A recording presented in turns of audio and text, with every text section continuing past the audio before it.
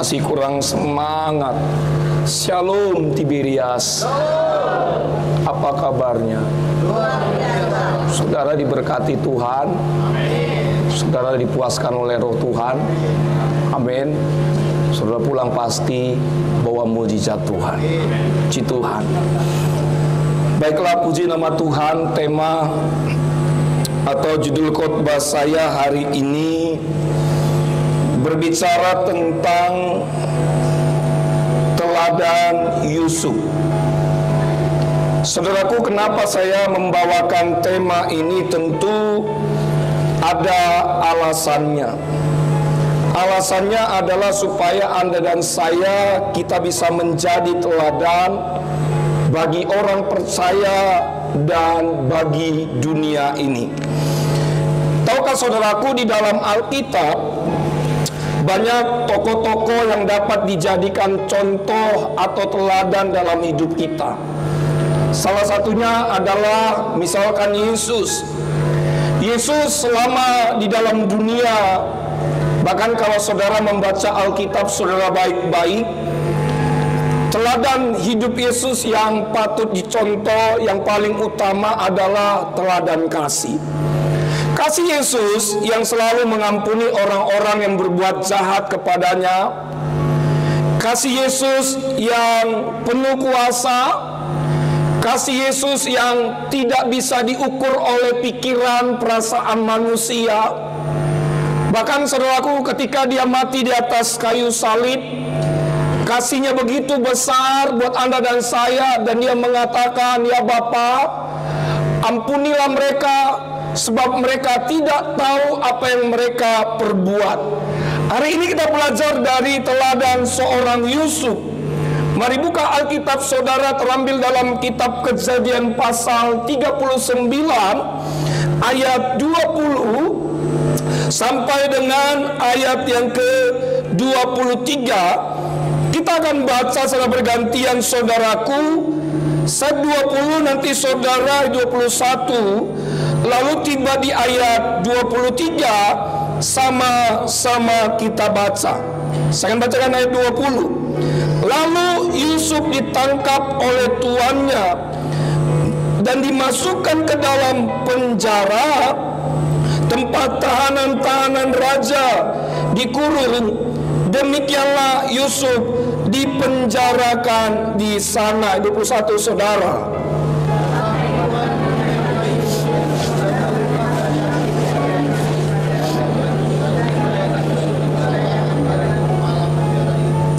Sebab itu kepala penjara mempercayakan semua tahanan dalam penjara itu kepada Yusuf dan segala pekerjaan yang harus dilakukan di situ. Dialah yang mengurusnya. Ayat 23. Sama-sama kita baca 2-3 ya. Dan kepala penjara tidak mencampuri segala yang dipercayakannya kepada Yusuf, karena Tuhan menyertai dia terus, dan apa yang dikerjakannya dibuat Tuhan berhasil. Berbahagialah bagi setiap kita hari ini yang mendengarkan firman Tuhan serta melakukan firman Tuhan ini dalam kehidupan kita setiap hari. Bapak Ibu yang dikasihi di dalam nama Tuhan Yesus, dunia ini membutuhkan teladan untuk dijadikan pelajaran yang sangat berharga supaya menjadi lebih baik lagi. Di dalam Alkitab saudara sangat jelas bahwa kita semua orang percaya diminta untuk menjadi teladan. Teladan seperti apa yang diminta oleh Alkitab? Bahwa teladan dalam kasih, teladan dalam perkataan, teladan dalam tingkah laku, teladan dalam kesetiaan, bahkan juga teladan dalam kesucian. Yang menjadi pertanyaan kita hari ini adalah, apa itu teladan? Saya mencatat, menurut Kamus Besar Bahasa Indonesia, saudaraku, teladan adalah sesuatu yang patut ditiru atau baik untuk dicontoh. Kalau dalam bahasa Yunani dikatakan tupos, yang artinya teladan, yang artinya contoh, yang artinya pola. Saudaraku, saya mengambil beberapa ayat referensi dalam Alkitab. Apa yang dikatakan Alkitab tentang teladan? Saudaraku, kalau saudara kita baca buka Alkitab kita dalam Yohanes pasal 13 ayat 15, di sana dikatakan, sebab aku telah memberikan suatu teladan kepada kamu, supaya kamu juga berbuat sama seperti yang telah kuperbuat kepadamu. Jadi yang pertama, kata Alkitab tentang teladan adalah apa yang kita harus perbuat, apa yang harus kita contohkan bagi semua dunia, bahkan semua orang percaya. Lalu yang kedua, teladan menurut Alkitab dalam 1 Timotius 4, 2 Timotius pasal 4 dikatakan, jangan seorang pun menganggap engkau rendah karena engkau muda. Jadilah teladan bagi orang-orang percaya dalam perkataanmu, dalam tingkah lakumu, dalam kasihmu, dalam kesetiaanmu, dan dalam kesucianmu. Saudaraku, jadi jelas sekali kalau kita berbicara tentang teladan, jadi seluruh hidup kita, perbuatan kita itu harus menjadi contoh bagi dunia dan orang percaya. Nah, pembacaan firman Tuhan tadi Bapak Ibu, di dalam Kejadian pasal 39 ayat 20 sampai dengan ayat 23, di sana bahwa Yusuf menjadi contoh teladan bagi kakak-kakaknya, bahkan juga bagi orang Mesir pada masa itu. Saudaraku, tentu saudara sudah tahu cerita tentang Yusuf. Awal mulanya Yusuf itu dikasihi oleh ayahnya Yakub, atau disebut dengan diganti namanya Israel. Lalu kemudian waktu Yusuf dikasihi oleh ayahnya Yakub atau Israel, saudara-saudaranya Bapak Ibu mulai membenci dia. Lalu kemudian Bapak Ibu, di lain kesempatan Yusuf itu mendapatkan mimpi. Nah, isi mimpinya dia ceritakan kepada kakak-kakaknya. Nah, isi mimpinya dibilang begini, gandum-gandumku berdiri tegak, lalu gandum-gandummu menyembah gandumku. Mulai saat itu Bapak Ibu, saudara-saudaranya mulai bersepakat ingin membunuh Yusuf pada masa itu. Apa yang terjadi? Yusuf dibawa mulai ke padang, ya kan? Lalu kemudian saudara-saudara bermufakat ingin membunuh dia. Tetapi Bapak Ibu, ada kakaknya yang bernama Yehuda. Dia bilang begini, jangan kita bunuh dia, kita masukkan ke dalam sumur. Lalu dimasukkan dalam sumur, dan kemudian kebetulan lewat saudagar-saudagar pada zaman itu. Lalu saudara-saudara itu membeli Yusuf dengan harga 20 sikal perak, dan pada akhirnya Yusuf dibawa ke Mesir. Saudaraku, menarik sekali Bapak Ibu ketika Yusuf di Mesir. Singkat cerita, Yusuf sampai di Mesir, dia menjadi pegawai istana Firaun. Karena Yusuf ini adalah orang yang elok parasnya, ganteng, putih seperti Pak Pendeta, iya kan? Lalu tiba-tiba datanglah Tante Poti. Tante Poti dilihat Yusuf itu karena tinggi, putih, perawakannya bagus. Lalu Tante Poti mengajak Yusuf untuk tidur dengan dia. Kita tahu Yusuf adalah orang yang kudus, yang saleh di hadapan Tuhan. Yusuf menolak ajakan Tante Poti pada saat itu. Tetapi Bapak Ibu, ternyata Yusuf difitnah oleh Tante Poti. Lalu kemudian tuannya memasukkan Yusuf ke dalam penjara. Di dalam penjara Bapak Ibu, saudara baca Alkitab saudara baik-baik, Yusuf menjadi kepercayaan kepala penjara. Dari cerita ini kita akan sama-sama belajar. Ada 3 teladan Yusuf yang dapat kita pelajari. Yang pertama di ayat 20. Perhatikan baik, silakan Pak. Lalu Yusuf ditangkap oleh tuannya dan dimasukkan ke dalam penjara, tempat tahanan-tahanan raja dikurung. Demikianlah Yusuf dipenjarakan di sana. Saya akan bacakan sekali lagi buat saudara. Lalu Yusuf ditangkap oleh tuannya dan dimasukkan ke dalam penjara, tempat tahanan-tahanan raja dikurung. Demikianlah Yusuf dipenjarakan di sana.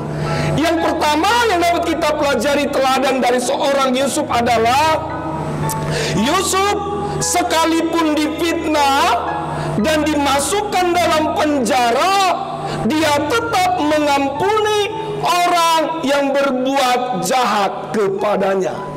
Yusuf baru saja mengalami tekanan dari saudara-saudaranya. Dia harus dijual dengan harga 20 sikal perak.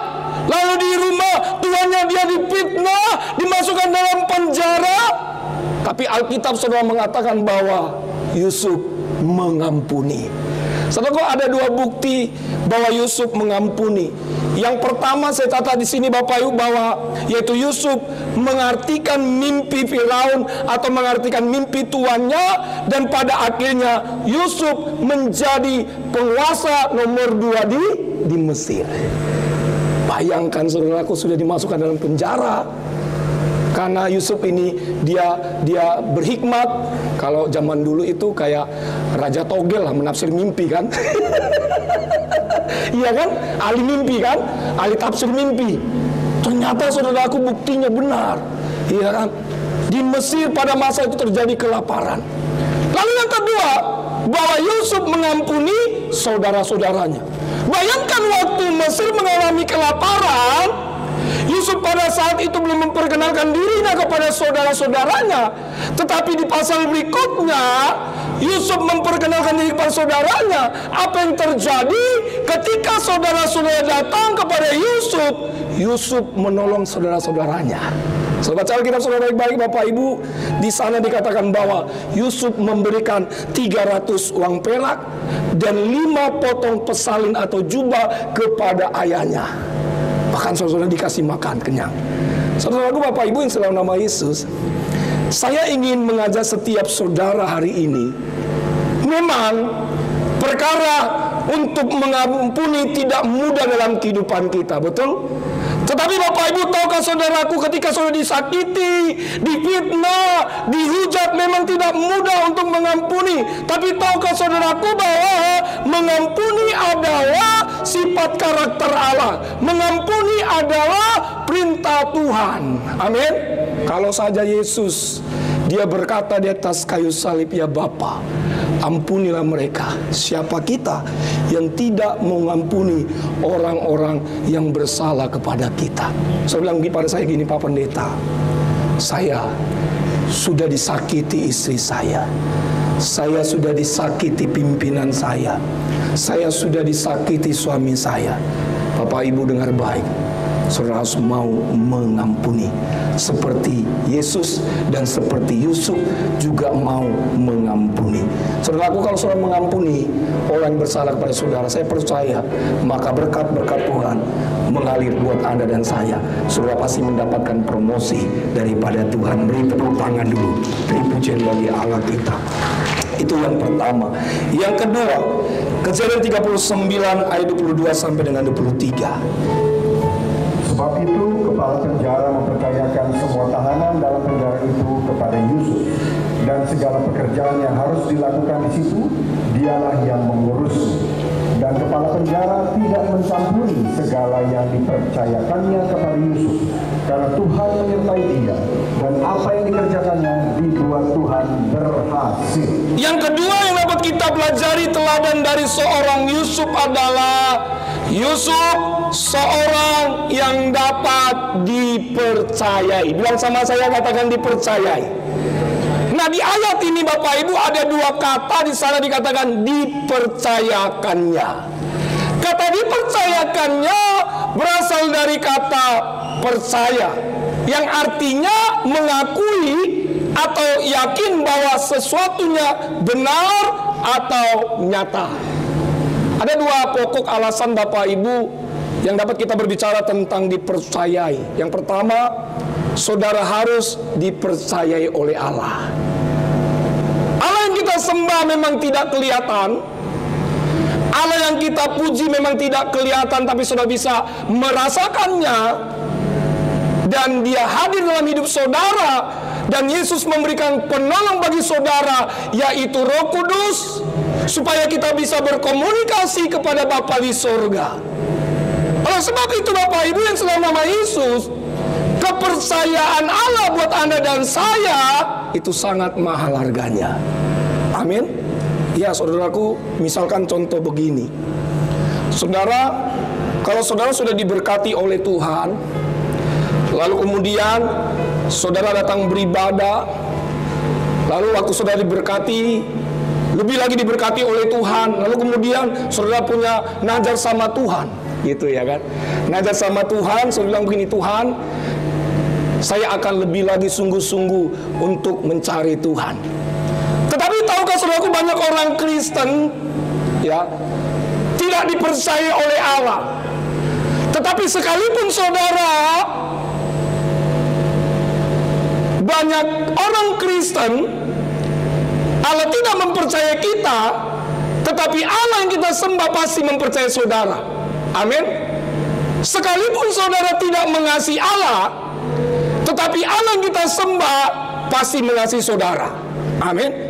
Sering sekali kita menyakiti hati Allah, sering sekali kita mengecewakan Allah, tetapi Allah, saya percaya dia tidak pernah mengecewakan saudara. Oleh sebab itu Bapak Ibu yang dikasih dalam nama Yesus, Anda dan saya harus dipercayai oleh Allah, sekecil apapun tanggung jawab yang Tuhan berikan dalam kehidupan Anda dan saya. Lalu yang kedua Bapak Ibu, dipercayai oleh manusia. Yusuf dipercayai kepala penjara. Kenapa dia dipercaya oleh kepala penjara? Jawabannya adalah karena Yusuf adalah orang yang takut akan Tuhan. Karena Yusuf adalah orang yang jujur, Yusuf adalah orang yang saleh dan hidupnya berkenan di hadapan Allah. Ketika Yusuf takut akan Tuhan, Alkitab sudah mengatakan apapun yang dikerjakan oleh Yusuf, Tuhan buat berhasil. Amin. Ya, saudaraku, Bapak Ibu dalam nama Yesus, saya mencari beberapa referensi di dalam Alkitab. Ketika Yesus memberikan perumpamaan, yaitu satu perumpamaan tentang talenta, karena perumpamaan talenta ini berbicara tentang kejujuran atau berbicara tentang kepercayaan.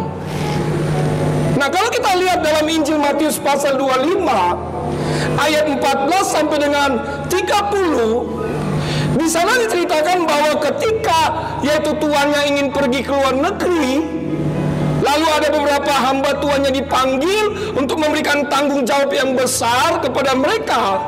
Sebelum tuannya pergi ke luar negeri, lalu dipanggil hamba yang pertama. Dia bilang begini, sini hambaku, saya akan memberikan engkau 5 talenta. Lalu hamba yang pertama pergi. Lalu dipanggil kembali hamba yang kedua, diberikan talenta, 2 talenta. Lalu hamba yang kedua dia pergi. Lalu yang ketiga dipanggil hamba yang ketiga, diberikan 1 talenta. Dan dia pun pergi. Setelah tuannya memberikan talenta-talenta tersebut, tahukah saudaraku, Bapak Ibu yang dikasih dalam nama Yesus, tuannya mulai pergi ke luar negeri atau keluar kota. Sekembalinya dari luar negeri, dia panggil hamba-hambanya itu. Hamba yang pertama yang diberi itu 5 talenta. Dia pun membawa 5 talenta karena dipercaya begitu luar biasa. Dan dia mengerjakan tugas dan tanggung jawabnya. Lalu tuannya bilang begini, masuklah dan berbahagialah. Lalu hamba yang kedua dipanggil yang diberikan 2 talenta. Dia bilang, mana yang 2 talenta? Apakah engkau bertanggung jawab? Dia beri juga 2 talenta. Lalu Tuhannya bilang begini, pergilah, masuklah, dan berbahagialah. Lalu hamba yang ketiga yang menerima 1 talenta, Alkitab sudah mengatakan bahwa dia menggali lubang dalam-dalam, menyembunyikan 1 talenta itu ke dalam tanah. Dan apa yang terjadi Bapak Ibu? Si tuannya itu marah dan bilang, mana 1 talenta yang kamu kerjakan? Dia bilang, saya simpan, saya gali, saya sembunyikan. Lalu tuannya marah, dia bilang begini, campakkanlah dia ke dalam kegelapan. Ini berbicara tentang surga dan neraka. Saudaraku Bapak Ibu yang dalam nama Yesus, kalau Anda dan saya dikasih perkara-perkara yang kecil, oleh sebab itu saudara setia dalam perkara-perkara kecil, maka Tuhan akan memberikan perkara-perkara yang besar. Kalau saudara tidak bisa bertanggung jawab dalam perkara-perkara kecil, bagaimana Tuhan bisa memberikan perkara-perkara yang besar? Iya kan? Iya. Kadang-kala Bapak Ibu sering sekali kita mengecewakan Tuhan. Tuhan sudah kasih karunia. Saudaraku, karunia itu Tuhan memberikan kita bermacam-macam karunia loh. Oleh sebab itu saya sebagai hamba Allah, pakailah karunia itu untuk kemuliaan Tuhan. Ada begitu banyak karunia-karunia dalam Alkitab. Karunia berbahasa roh, pujian penyembahan, kesembuhan ilahi, bernubuat, dan lain sebagainya. Jadi Bapak Ibu kalau sudah dikasih karunia, pakai. Karena karunia berbahasa roh itu Bapak Ibu itu membangkitkan iman. Jadi saudara, kalau saudara ada orang berbahasa roh, saudara jangan anti. Karena itu karunia. Itu karunia yang Tuhan berikan, dan itu bisa membangun iman jemaat. Tapi juga ada jemaat dikasih karunia untuk apa? Untuk menafsirkan bahasa roh. Tapi ada juga jemaat yaitu berbahasa roh, lalu bisa dia juga menafsirkan. Sambil berbahasa roh sambil menafsirkan. Itu karunia. Kalau kita lihat Bapak Ibu, gembala sidang kita, Anda dan saya punya karunia yaitu kesembuhan ilahi. Ya kan? Sebab itu jangan anti dengan namanya karunia. Karena itu adalah pemberian. Kalau karunia itu sudah diberi buat Anda dan saya, maka kita harus pergunakan untuk kemuliaan Tuhan. Jangan disimpan. Jangan seperti cerita yang tadi, waktu Tuhannya memberikan talenta-talenta kepada hamba-hambanya, tetapi tidak punya tanggung jawab. Ini luar biasa Bapak Ibu. Jangan sampai nanti Anda dan saya ketika kita dipanggil oleh Tuhan, Tuhan tidak mengatakan sudah berapa hartamu, Tuhan tidak tanya berapa jumlah yaitu pangkatmu, Tuhan tidak tanya berapa jumlah yaitu emas, perak dan sebagainya. Tetapi yang Tuhan tanya adalah sudah berapa jiwa yang kita bawa dalam kerajaan surga. Amin. Pergunakan talenta karunia itu Tuhan. Karena ini yang Tuhan mau dan Anda saya. Saudaraku, Bapak Ibu yang dalam nama Yesus, mari seperti Yusuf ya. Yusuf dikatakan apa? Yang kedua, bahwa dia adalah seorang yang dapat dipercaya. Beri tepuk tangan, beri pujian bagi Allah kita. Yang ketiga, yang terakhir, saya undang pemusik. Kejadian 50 19 sampai dengan 21. Yang terakhir. Tetapi Yusuf berkata kepada mereka, janganlah takut, sebab aku inikah pengganti Allah. Memang kamu telah mereka-rekakan yang jahat terhadap aku, tetapi Allah telah mereka-rekakannya untuk kebaikan, dengan maksud melakukan seperti yang terjadi sekarang ini, yakni memelihara hidup suatu bangsa yang besar. Jadi janganlah takut, aku akan menanggung makanmu dan makan anak-anakmu juga. Demikianlah dia menghiburkan mereka dan memenangkan hati mereka dengan perkataannya. Demikian. Yang ketiga yang dapat kita pelajari teladan dari seorang Yusuf adalah Yusuf seorang yang rendah hati. Yusuf gak pernah menyombongkan dirinya di hadapan tuannya atau di hadapan Firaun, bahkan di hadapan saudara-saudaranya. Waktu saudara-saudaranya datang dalam situasi kelaparan, Yusuf bisa bilang saja begini kepada saudara, ngapain lu datang kemari? Tetapi Yusuf memiliki sifat karakter yang rendah hati. Saudaraku, yang menjadi pertanyaan kita hari ini adalah apa itu rendah hati? Rendah hati berbicara tentang bahwa orang itu tidak menyombongkan diri dan tidak menganggap dirinya paling benar dibandingkan orang lain. Rendah hati berbicara tentang lemah lembut. Rendah hati berbicara tentang orang yang mau mengakui kesalahannya ketika dia berbuat salah. Saudaraku, Bapak Ibu, saya mengutip dari seorang tokoh Bapak gereja. Saya undang pemusik yang bernama Agustinus, Aurelius Agustinus. Dia lahir 13 November 354. Nah, apa yang terjadi Bapak Ibu ketika seseorang bertanya kepada Agustinus? Dia bilang begini, apakah yang paling utama dalam hidupmu? Agustinus menjawab, yaitu kerendahan hati. Lalu orang lagi itu bertanya kepada dia, Agustinus, apakah yang paling utama dalam hidupmu? Yaitu kerendahan hati. Sampai 3 kali dia bilang kerendahan hati. Saudaraku, tidak ada yang bisa kita banggakan dalam hidup ini. Banyak orang Kristen tanpa disadari, saudaraku, menyombongkan diri dalam hidupnya, merasa dirinya paling pintar, merasa dirinya paling hebat, merasa hidupnya paling kuat dan sebagainya. Tapi hari ini saudaraku, kalau saudara belajar dari kisah Yusuf, Yusuf adalah orang yang rendah hati. Dia mengampuni saudara-saudaranya.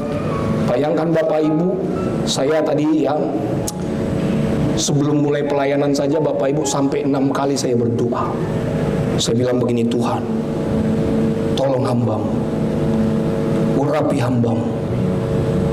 Tuhan, sampaikan isi hatimu, jangan sampai ada roh penolakan. Iya kan? Iya. Orang rendah itu pasti Bapak Ibu kelihatan wajahnya. Saudara adalah orang-orang rendah hati, walaupun pakai masker nggak kelihatan wajahnya, ya kan? Iya, saudara orang rendah hati. Rendah hati itu Bapak Ibu dia lembut, merasa tidak paling hebat. Dan biasanya saudaraku, orang yang rendah hati itu adalah hidupnya penuh kuasa. Amin. Saudaraku, saya ada namanya Pak Manurung, ibadah di belakang. Ya, dia berapa bulan yang lalu dia pernah datang. Lalu selesai khotbah, ibu itu bilang begini, Pak, tolong doain suami saya. Suami saya ya sakit, dalam keadaan koma. Ada orang yang di belakang. Ibu itu nangis-nangis. Lalu saya selesai ibadah, datang sama tim ya. Lalu datang sama tim, benar saudaraku, suaminya dalam keadaan koma. Saya bawa perjamuan kudus ya, kami berdoa. Puji Tuhan Bapak Ibu, Pak Manurung hari ini sehat sempurna. Beri tepuk tangan dulu, beri pujian bagi Allah. Amin. Ya, oleh sebab itu saudaraku, saya berdoa Anda dan saya di Tiberias pasti diberkati, penuh kuasa, dan hidup saudara adalah orang-orang yang rendah hati dan disayang oleh Tuhan. Sekali lagi beri tepuk tangan, beri pujian bagi Allah kita. Tutup Alkitab saudara. Mari kita bersatu di dalam doa. Bapa di surga,